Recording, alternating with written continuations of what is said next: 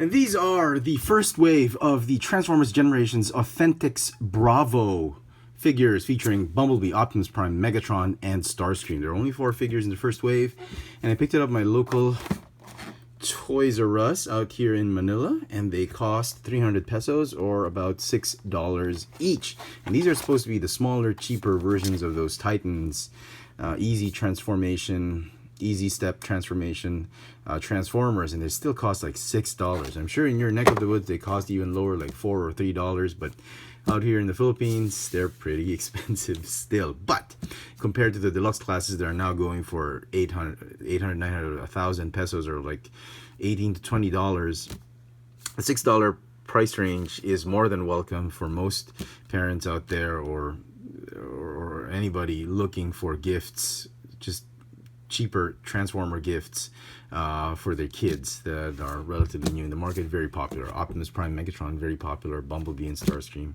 obviously very popular. So without further ado, let us get them out of packaging and see what kind of Transformers these are. And here are the Authentics Bravo figures out of their packaging. Bumblebee, Optimus Prime, Megatron, and Starscream. Each comes with these very detailed set of instructions. Megatron, 6 steps. Starscream, 6 steps, while Optimus Prime and Bumblebee each have 4 steps, or 4 steps for Prime and 3 steps for Bumblebee. Okay, and each one has that standard Transformers type of formatted instructions. Okay, if you're wondering how tall they are exactly, here is a current Legends class size figure. So they're a little bit taller than a Legends class size figure. They're probably about the size of a Scout class figure back in the day in Revenge of the Fallen. So a little bit big, a little bit not too small. Okay. You're probably asking how they feel. They feel like cheap KO toys, definitely. Even Megatron, I thought he would be more solid. He's a little bit more solid than the rest, but he does feel like a cheap KO knockoff toy, especially Bumblebee. Bumblebee, I think, is the lightest one, and you can just see how flimsy he is. Starscream, and just like Megatron, is a little bit more solid.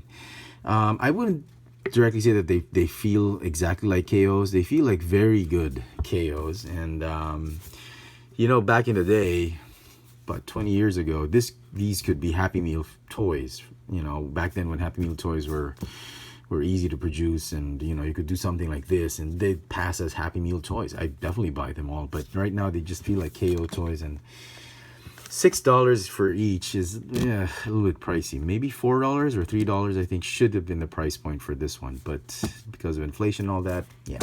Okay, so in robot mode, as you can see, they all look okay. Prime is probably the worst off in robot mode. So let's start with Bumblebee. Get some light going on. Very nice. Autobot insignia right there. He's got this little bit of a glossy, glittery type of plastic onto him. Very nice. If you're looking through the pegs, the quality issue you're going to look for is the black bleeding into the yellow, and that Autobot symbol just being perfectly painted on that molded in insignia. Other than that, looks okay. Optimus Prime. We'll do everybody and transform everybody. Okay, so he feels like he's the smallest. I mean, he should be the biggest, I think, in my opinion, but he's thin and small, and the only thing going for robot mode is really the head sculpt, which is just great. Now, each one of them, I forgot to mention articulation. They've got a ball-jointed neck, ball-jointed shoulder. This one goes up and down because of transformation, and just like a hinged knee because of transformation. Same goes for Optimus Prime. Optimus Prime, on the other hand, has ball-jointed knee and a ball-jointed hip. Bumblebee doesn't. He's got a ball-jointed shoulder and ball-jointed neck. The quality issue you should be looking out for with this figure is, again, that insignia, that Autobot faction, which has to be painted on nicely. The white and the red, 2 types of paint going on there, and I had to look through everybody, and this was the best I could find. A lot were like very lightly painted and all that. The blue, make sure there are no scratches on there, and the silver on his faceplate. Other than that, looks really nice. Black and blue, but he's probably the worst one in robot mode. The best one in robot mode, I think, is Starscream and Megatron. Between the two, I do like that Starscream. But let's go talk about Megatron. Megatron first. He looks okay. He just looks a little bit thin, and it's mainly because of the mold and how he transforms into his tank mode. So it looks nice. If you want to look through several on the pegs, there's a lot of issues right here, some splotches of paint here and there. But again, that Decepticon faction symbol is the one you have to be wary about. And the reds painted onto the body of the figure. The blacks are okay. Black paint, silver paint is okay, but the red paint apps are the one that are just in question. Look at that eye. It's not a perfect red paint.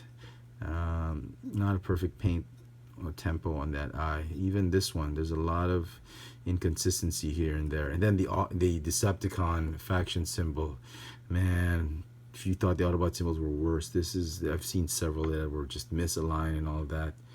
And all that. So articulation for the figure, he's got a ball jointed neck, ball jointed shoulders that go in and out, ball jointed hips, ball jointed knees, and feet go sidewards because of transformation.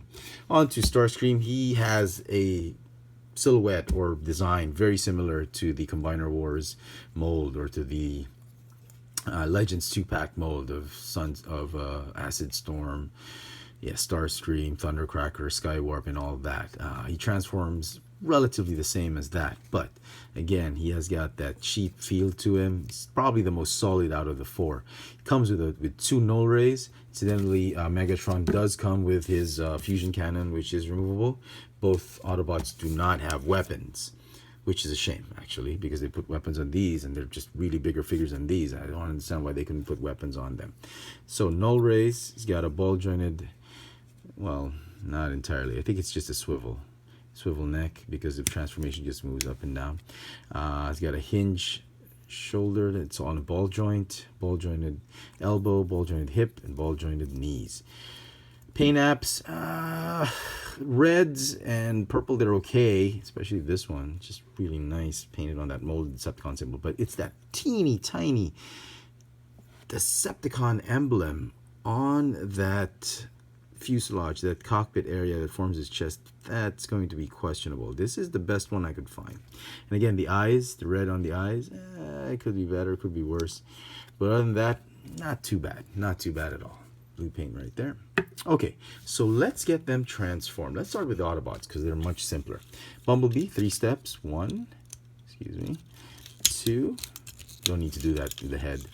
3, oh, it is a ball joint.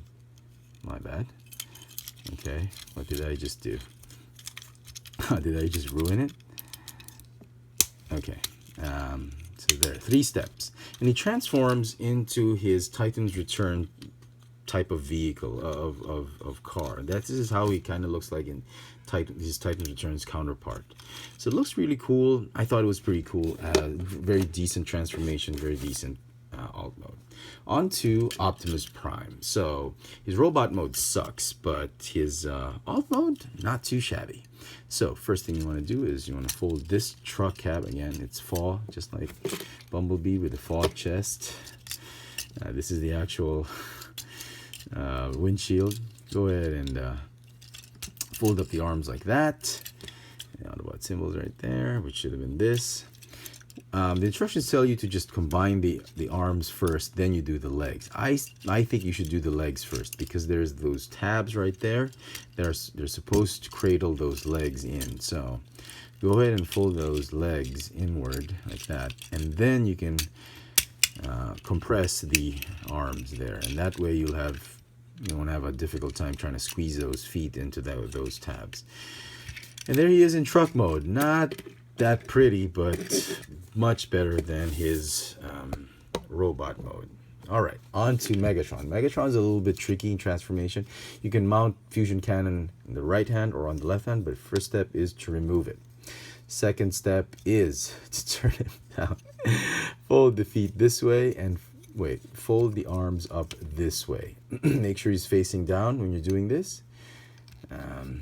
Fold the feet this way. It's a bit of a clearance issue right there, but you got to tab in those tabs right there. Then fold the arms this way.